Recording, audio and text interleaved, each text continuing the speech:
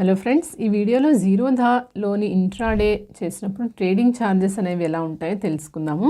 ఉదాహరణకి ఓఎన్జీసీ స్టాక్లో నేను చూపిస్తాను. సో పర్టికులర్ స్టాక్ని సెలెక్ట్ చేసుకున్న తర్వాత మనం ఇక్కడ బై అని క్లిక్ చేయాలి. సో ఇక్కడ మనం చూసుకుంటే ప్రైస్ ఇంత ఉంది, సో లిమిట్లో ఈ ప్రైస్ ఉంది. అలాగే మనము ఆర్డర్ క్వాంటిటీ అనేది నేను ఇక్కడ 5 పెడతాను. ఒక షేర్ యొక్క ప్రైస్ 300 రూపీస్ చొప్పున 5 క్వాంటిటీస్ కొంటే కనుక మనకి ఇక్కడ 1500 రూపీస్ అనేది అయితే మనకి అవుతుంది.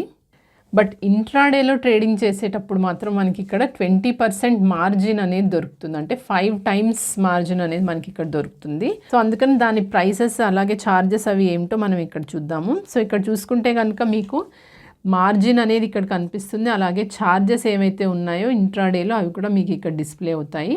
అంతకంటే ముందుగా మనం ఒకసారి ఇక్కడ రిఫ్రెష్ అనేది చేసుకుంటే కనుక మనకి ఎగ్జాక్ట్గా ఛార్జెస్ అనేది ఇక్కడ తెలుస్తుంది.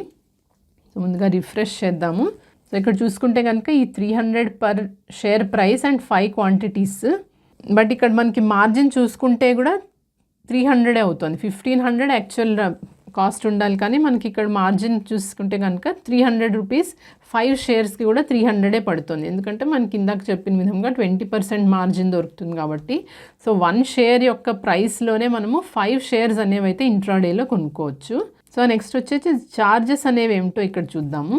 సో దానికోసం ఛార్జెస్ మీద క్లిక్ చేస్తే కనుక ఇక్కడ ఛార్జెస్ అండ్ ట్యాక్సెస్లో మనమైతే చూసుకుంటే కనుక ఈ బ్రోకరేజ్ ఛార్జెస్ ఏమో 0.45 రూపీస్. సో ఇప్పుడు ఇక్కడ మనం క్వాంటిటీ 5 పెట్టాము కాబట్టి 0.45 అనేది బ్రోకరేజ్ ఛార్జెస్. ఈ బ్రోకరేజ్ ఛార్జెస్ ఎవరికంటే ఈ బ్రోకర్ ప్రస్తుతం ఈ కేసులో అయితే మనకి ఇక్కడ జీరోధా వాళ్ళు ఛార్జ్ చేసేది. జీరోధా వాళ్ళు ఈ బ్రోకర్ కాబట్టి 0.45 రూపీస్ అనేది వాళ్ళ ఛార్జ్ ఉంటుంది.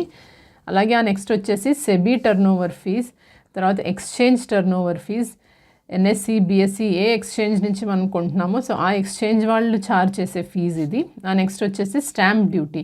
ఎలా అయితే మనం ప్రాపర్టీ కొన్నప్పుడు స్టాంప్ డ్యూటీ ఎలా మనము పే చేయవలసి వస్తుందో అలాగే మనకి షేర్స్ కొన్నప్పుడు కూడా స్టాంప్ డ్యూటీ అనేది ఒక్కొక్కసారి పే చేయవలసి ఉంటుంది. సో ప్రస్తుతం అయితే అది 0 ఉంది, బట్ కొన్నిసార్లు అది మనకి స్టాంప్ డ్యూటీ అనేది ఇంకా ఎక్కువ కూడా ఉంటుంది. ఆ నెక్స్ట్ వచ్చేసి ట్రాన్సాక్షన్ ట్యాక్స్, సో ఇవి అండ్ జిఎస్టీ. సో ఇవన్నీ ఈ ట్యాక్సెస్ అన్నీ మనకి ఇక్కడ కనిపిస్తాయి. ఈ టోటల్ ఛార్జెస్ అనేది 0.59.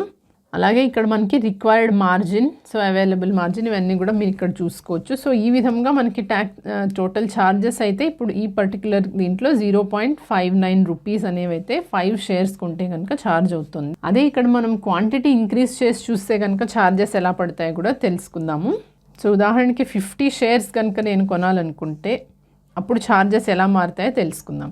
సో ఇక్కడ మళ్ళీ మనం రిఫ్రెష్ బటన్ అనేది ప్రెస్ చేస్తే కనుక ఇక్కడ మనకి మళ్ళీ కొత్త మార్జిన్ అండ్ కొత్త ట్యాక్సెస్ ఛార్జెస్ అనేవి అయితే ఇక్కడ మనకి డిస్ప్లే అవుతాయి. ఇక్కడ చూస్తే కనుక మీకు మార్జిన్ పెరిగింది ఇందాకటి కంటే. అలాగే ఛార్జెస్ ఏవైతే ఉన్నాయో అవి కూడా ఇందాక 0.06 అలాగ ఉండింది, ఇప్పుడైతే 5.90 రూపీస్ అనేది అయితే పడుతుంది. ఎందుకంటే ఇక్కడ నేను క్వాంటిటీ పెంచాను కాబట్టి.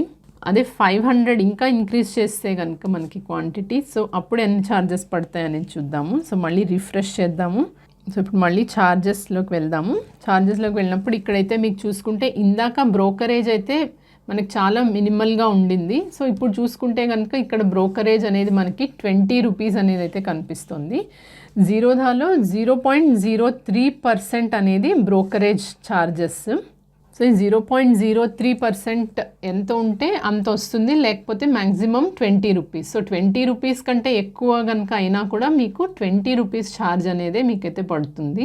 ఆ తర్వాత వచ్చేసి మిగిలిన ఛార్జెస్ కూడా ఎలా అయితే కొంచెం ఇంక్రీజ్ అయ్యాయి ఇందాకటి కంటేను. సో సెబీ టర్నోవర్ ఫీజ్ ఏదైతే ఉంది, సెబీ టర్నోవర్ ఫీజ్, అలాగే exchange turnover fees, stamp duty, ఇవన్నీ కూడా మీకు చూసుకుంటే కొంచెం ఇంక్రీజ్ అయ్యాయి. జిఎస్టీ.